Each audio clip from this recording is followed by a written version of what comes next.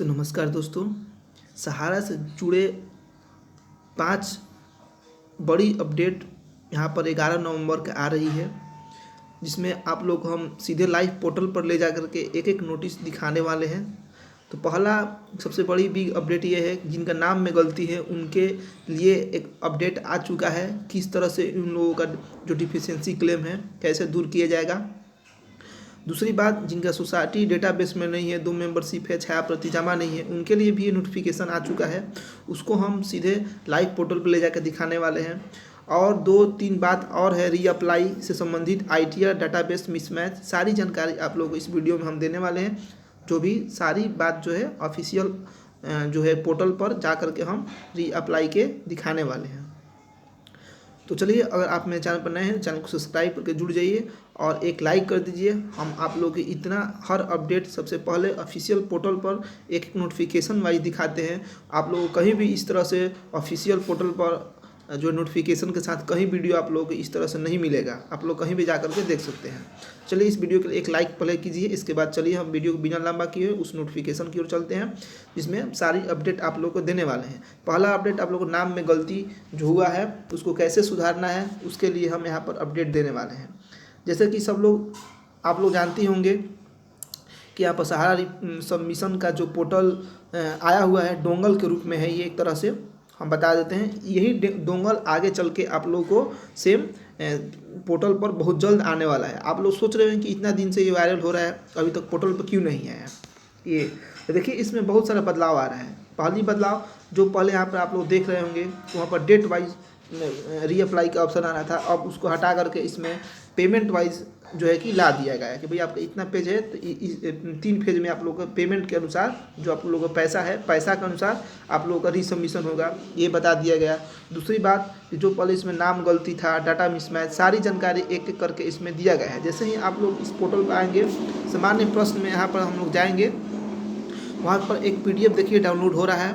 हम लाइव इसलिए आप लोग को पोर्टल पर दिखाते हैं कि बहुत सारे लोग बोलते हैं ये फर्जी है, ये है, तो आप लोग खुद देख लीजिए।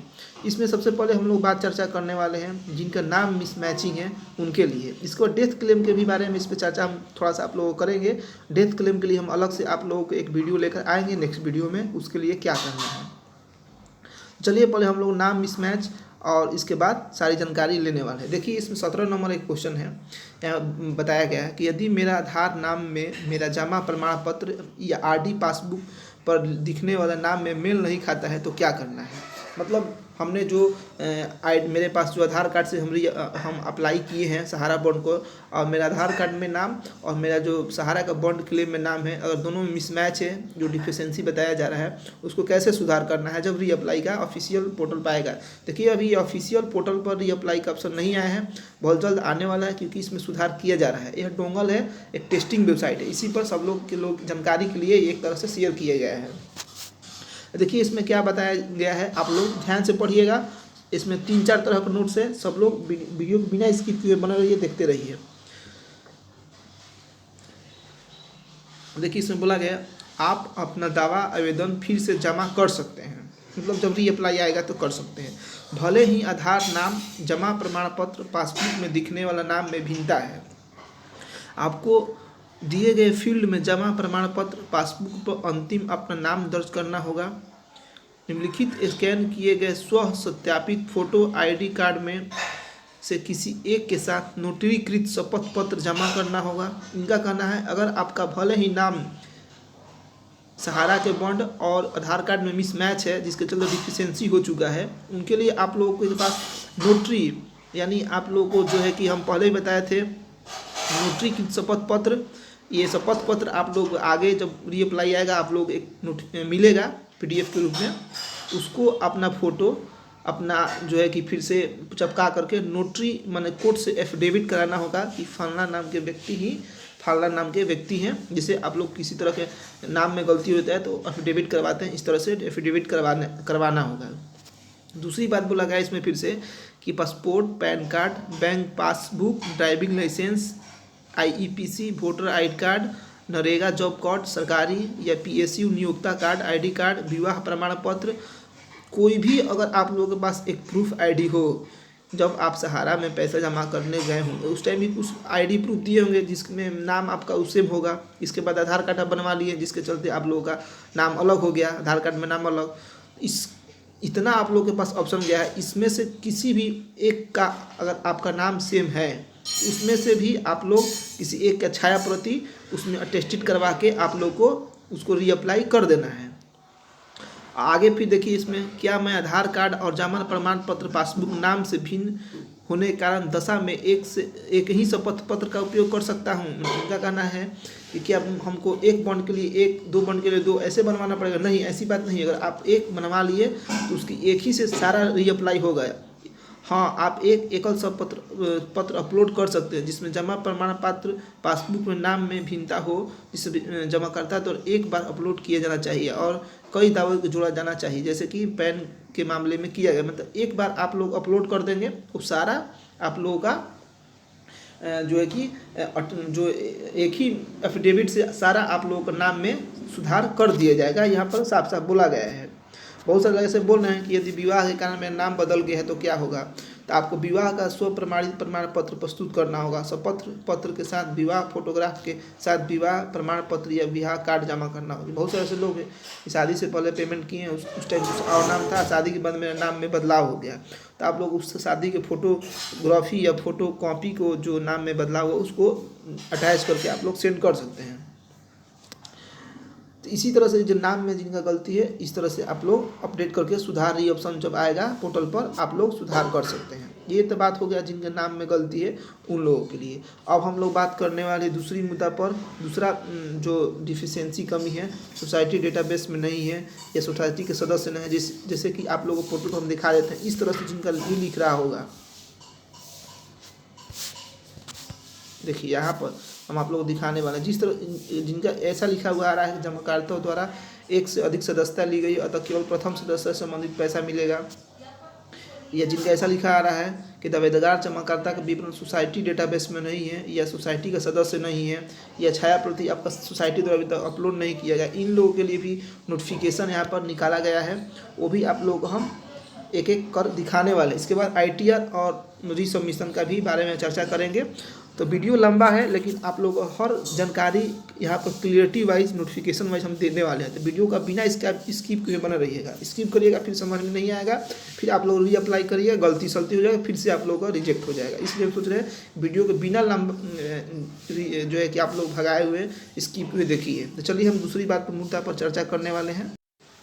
देखिए जिनका डिफिशियंसी में इस तरह से लिखा हुआ आ रहा है, आप लोग यहाँ पर देख रहे होंगे कि सोसाइटी द्वारा सदस्यता फॉर्म अपलोड नहीं किया गया है।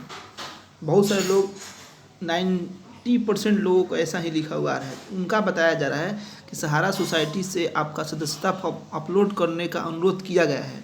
देखिए हम बहुत सारे कॉल रिकॉर्डिंग सुनाए आप लोगों को, उसमें हम बताए भी कि सहारा बोल रही है कि बहुत जल्द इसके लिए हम जो रीसबमिशन का ऑटोमेटिक वो रीसबमिशन आप लोगों को नहीं करना पड़ेगा, बहुत जल्द ऑटोमेटिक ठीक हो जाएगा। तो बहुत सारे लोग बोल रहे थे कि ये फर्जी कॉल रिकॉर्डिंग है। देखिए आज नोटिफिकेशन में साफ साफ लिखा हुआ आ रहा है सहारा सोसाइटी से आपका सदस्यता फॉर्म अपलोड करने का अनुरोध कर दिया गया है।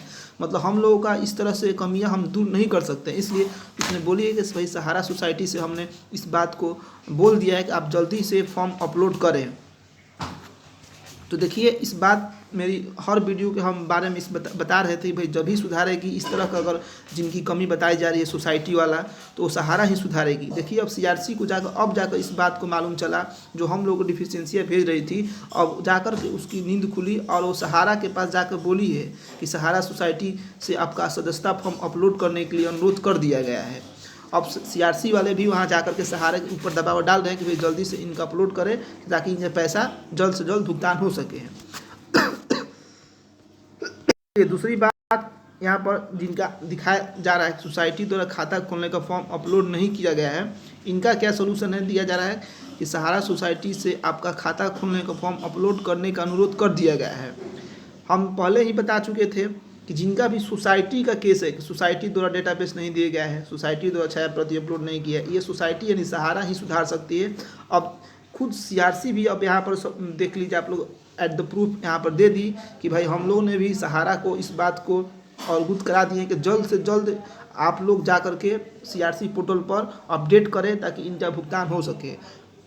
इसके बाद आगे हम लोग देखते हैं, यहाँ पर एक और है, सोसाइटी ने खाता खोलने का फॉर्म सदस्यता फॉर्म की स्कैन प्रति अपलोड नहीं की है, कृपया संबंधित सोसाइटी से संपर्क करें। यहाँ पर क्या इस तरह का जिनका डिफिशेंसी है उनका लिए क्या बताया जा रहा है कि सहारा सोसाइटी से आपका खाता खोलने का फॉर्म सदस्यता फॉर्म अपलोड करने के लिए अनुरोध कर दिया गया है। सोसाइटी डेटाबेस में खाता खोलने का फॉर्म सदस्यता फॉर्म अपलोड करने के कृपया आप सोसाइटी से संपर्क करें। हालांकि सोसाइटी से संपर्क हम लोग तो नहीं कर सकते हैं क्योंकि मालूम है सोसाइटी कोई खुली नहीं है। हालांकि जो हम रिकॉर्डिंग में सुनाए थे कि सहारा बोली है कि हम बहुत जल्द जो है कि फॉर्म सदस्यता फॉर्म अपलोड कर देंगे। यहाँ पर अब CRC भी बोल रही है, उन्होंने रिक्वेस्ट किया है कि भाई आप लोग जल्दी से इनका सदस्यता फॉर्म अपलोड कीजिए CRC पोर्टल पर। देखिए, जिस बात को हम पहले ही बता चुके थे कि सोसाइटी के मामला में जो भी डिफिशेंसी है आप लोगों को सुधारना नहीं है। हम इस बात को हर वीडियो में बताएंगे, जिनका सोसाइटी से प्रॉब्लम है वो सोसाइटी यानी सहारा ही इसको सुधारेगी। इससे रिलेटेड हम पहले ही बता चुके थे, रिकॉर्डिंग भी सुना चुके थे। तो देखिए, इस बात की सच्चाई आज हो चुकी कि CRC भी अब इस बात को सत्यापित कर दी कि भाई सहारा इसको सुधारेगी। तभी तो ये लिखा है सोसाइटी से, हमने भाई बोल दिया है कि इसको जल्द से जल्द सुधार के हम लोग को दीजिए ताकि हम पैसा भुगतान कर दें। अब बात हम लोग तीसरी बात पर करते हैं, ITR और इनकम टैक्स पर। अब हम लोग बात करने वाले ITR डाटाबेस मिसमैच हो गया, रिप्लाई के ऑप्शन बाद में बताते हैं। ITR के संबंधित हम लोग जानकारी यहाँ पर ले लेते हैं। देखिए, ITR की क्या दिक्कत है कि ITR में अभी जो मांगा जा रहा है सबूत कि ITR इनकम टैक्स के लिए कि भाई आप लोग उस साल का डाटा दीजिए या तो बैंक ट्रांसफ़र का डाटा दीजिए या आप कहाँ से पेमेंट भुगतान किए हैं उसका फ़ोटोकॉपी अपलोड कीजिए। ये भी इसमें सहारा की ही गलती है। अब बात सुनिए, ऐसा हुआ क्या है कि जब हम लोगों के द्वारा आज से 20 साल पहले, 15 साल पहले, 5 साल के लिए मान के चलिए कि हमने सहारा रियल एस्टेट में पैसा जमा कर दिया।